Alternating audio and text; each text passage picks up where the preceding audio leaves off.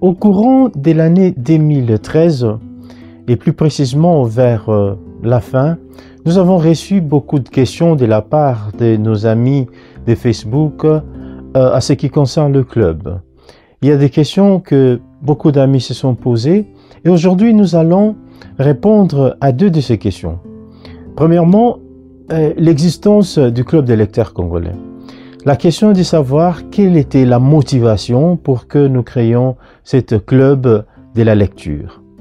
Pour comprendre la motivation ou la vision, d'où est venue cette vision, suivons cet élément et après nous allons vous expliquer pourquoi nous avons pensé à créer le club des lecteurs congolais.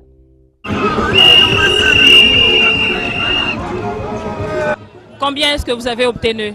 77. À quelle école vous aviez étudié? Collège Maplenza. Et comment vous aviez fait pour connaître vos résultats? On a consulté le téléphone. On a consulté le téléphone quand j'ai appuyé. Réussi aux victoires, non? Ouais. Directement, j'ai vu 77, ça me fait plaisir pour moi. C'est ça. Et après avoir connu vos résultats, vous êtes allé où? Ici, Apocalypse. Je l'ai fêté avec mes familles, mes fans, mes amis, donc c'est bon quoi. Vous aviez donc bu? Moi? Vous aviez donc bu? Ouais, pardon? Vous aviez bu? Ouais, j'avais vu que le résultat 77%. Non, je demande si vous aviez bu. Ouais, je buvais, des secrets, donc moi je suis fanatique. C'est bon. Et qu'est-ce que vous allez faire, qu'est-ce que vous comptez faire à l'université? Moi je préfère médecine, je préfère aller faire médecine.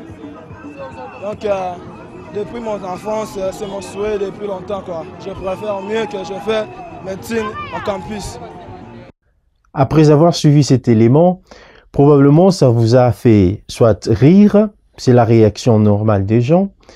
Il y a des gens qui peuvent penser, mais c'est la honte, je m'excuse l'expression, de l'éducation au niveau de notre pays.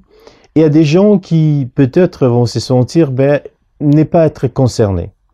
Mais pour nous, le club des lecteurs congolais, plus précisément avec cette vidéo que nous venons de suivre, nous nous sommes sentis mal. Vous savez, le même niveau quand vous regardez des images, des atrocités qui se passent à l'est de la République démocratique du Congo, dont nous tous nous déplorons, c'est ce même sentiment que nous avons senti après avoir regardé la vidéo de ces jeunes garçons qui a présenté son examen d'État et qu'il a réussi avec 77% et qui projetait son avenir pour étudier à l'UNIKIN, en effet faire la médecine. Pouvez-vous vous imaginer que notre avenir sera entre les mains des hommes et femmes qui n'ont pas une bonne connaissance de la langue française? Et il a fait latin philo. Vous comprenez que le niveau de l'éducation nationale est bas. C'est à ces raisons que nous voulons encourager, c'est ce qui nous motive à encourager les jeunes à la lecture, à encourager nos enfants à se donner à la lecture, à se concentrer à ce qui est l'essentiel, pas à se donner dans des bières, dans la boisson alcoolique, pas à se donner dans de petites choses, mais plutôt à se donner à la lecture qui est la base même de la connaissance.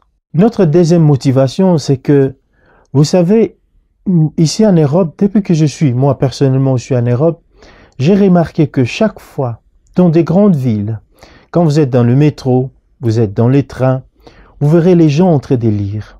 Je me suis toujours posé la question, n'ont-ils pas eu le temps de lire chez eux? Non, c'est une sorte de culture. Les Occidentaux se sont donné cette culture de la lecture. Et c'est avec la lecture que les grands hommes de ce monde ont réussi leur vie. Nelson Mandela, par exemple, il a étudié pendant qu'il était en prison. Il a continué ses études. Avant d'être dans la prison, Nelson Mandela était déjà avocat. Et c'est toujours dans la lecture qu'il est arrivé à se donner cette position. Et des hommes comme Einstein, oui, on peut dire que c'était un scientiste qui a donné toute sa vie à la recherche scientifique, mais sans la lecture, il ne pouvait pas arriver là où il est arrivé. Pour terminer, je vais vous parler d'un homme. Il s'agit de Ben Carson.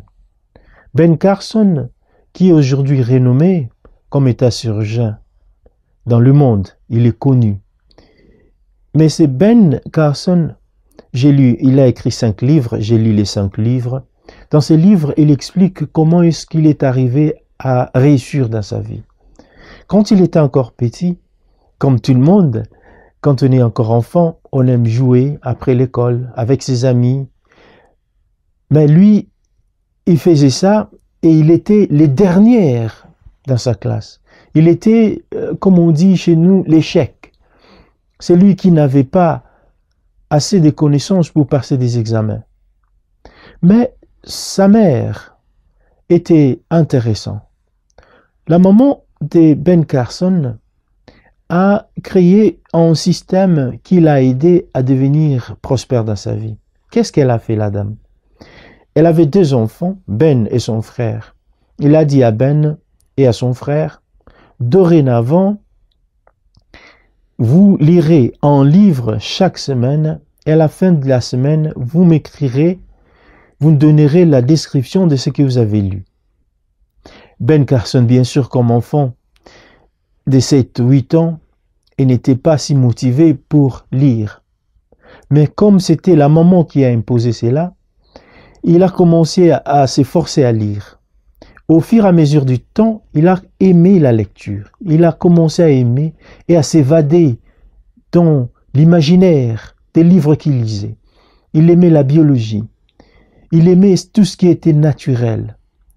Et avec cette lecture, il a pu devenir le premier de son école. Là où il était il y avait que la plupart des élèves à cette école étaient des blancs. Lui, il est sorti le premier de tous ces blancs-là. Et pour cela, nous démontre que la lecture peut nous sortir des difficultés. La lecture peut nous sortir de la pauvreté. La lecture brise la pauvreté. Car un peuple qui a la connaissance, il saura comment gérer ses ressources et avoir la prospérité. Voilà notre deuxième motivation, pourquoi nous avons voulu créer ce club des lecteurs congolais. La deuxième question, il s'agit de l'objectif de notre club. Pourquoi nous créons un club qui est concentré tout simplement à la lecture? Justement, comme nous avions dit, pour encourager les jeunes à la lecture. Mais comment faire une fois nous sommes devenus membres du club? Puisque les gens se demandent comment faire, comment devenir membre du club et comment participer au fonctionnement du club. Commencez par réunir de petits enfants, pas les enfants, mais des jeunes gens de votre quartier. Commencez à les encourager à lire. Donnez-leur l'espoir de l'avenir à travers des livres. Donnez-leur, soyez comme on dit, un mentor, comme quelqu'un qui les encadre. Et en tant que responsable, en tant qu'un homme qui aime la lecture, puisque vous n'avez pas aimé notre page, si vous n'avez pas l'esprit de la lecture, comme vous avez l'esprit de la lecture, encouragez les jeunes gens à se donner à la lecture. Et pas seulement les jeunes gens, dans un autre niveau, rencontrez-vous avec des gens qui aiment aussi la lecture dans votre quartier, dans votre travail, dans votre lieu de travail, dans l'église dont vous partez. Les gens qui aiment la lecture, réunissez-vous peut-être 2 fois chaque 4 mois ou une fois chaque 2 mois et bavardez des livres, bavardez des sujets d'actualité sans pourtant se donner à la politique ni à ce qui concerne la politique active de notre pays. Vous n'avez pas besoin de les faire. Ce que vous avez besoin de faire, c'est pas la politique, mais c'est les débats entre vous, des gens qui aiment la lecture. Voilà. C'est ça ce que nous avions pour aujourd'hui. Et il y a des très bonnes choses qui arrivent. Soyons tous amoureux des livres. Je vous aime et une fois de plus, bonne année.